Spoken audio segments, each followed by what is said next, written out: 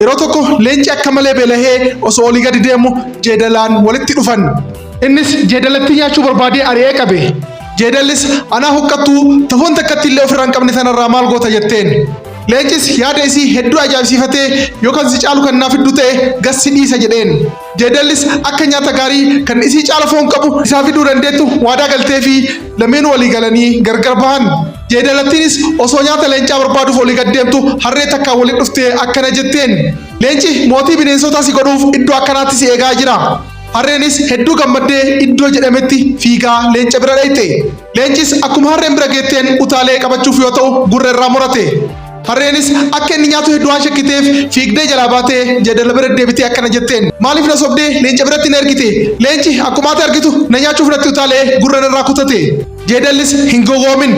Leenci kan gurra sirraa kuteef mallattoo moototaa mataarra si kaa'uuf akka itti toluuf malee si nyaachuu barbaadeetii miti. Osoo carraan kun sin darbiin dafiitii itti deebi jetteen.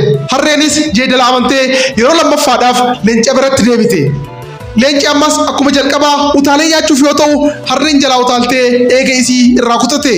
Yeroo lammaffaas akkuma taatee erga leenci jalaa baateen booda jeedala biratti deebitee maaliif na sobda? Ammas leenci na nyaatuuf natti utaalee osoo jalaa fiigu eegeeti jenarraa kutate jetteen. Jeedallis sila ammallee siif hin galu. Leenci kan eegee keessirraa mureef iddoo mootonni teettuu irra sitti tolee akka teettuufi malee si nyaatuu barbaadeeti miti. Ammas osoo carraan kun sin jala hin darbin dafii deebi jetteen. Harreen yeroo sadaffaadhaaf leencicha biratti yoo deebitu leencichi itti qophaa'ee eegaa ture waan ta'eef dafee itti utaalee qabee erga ajjeeseen booda jeedalaan qalii gogaa isii irraa baasiitii sammuu, somba, tiruu fi onnee naaf fidi kottu jedheen. Jeedallis sammuu harrichaa erga nyaatteen booda somba, tiruu fi onnee qabattee leenca bira geessite.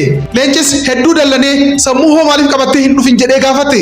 Jeedallis harrittiin sammuu hin qabdu. Osoo sammuu qabaattee yeroo jalqabaa gurra irraa kutattee yeroo lammaffaas deebitee yeroo lammaffaas eegee irraa kutattee yeroo sadaffaatiif amantee sitti hin deebitu ture jetteen.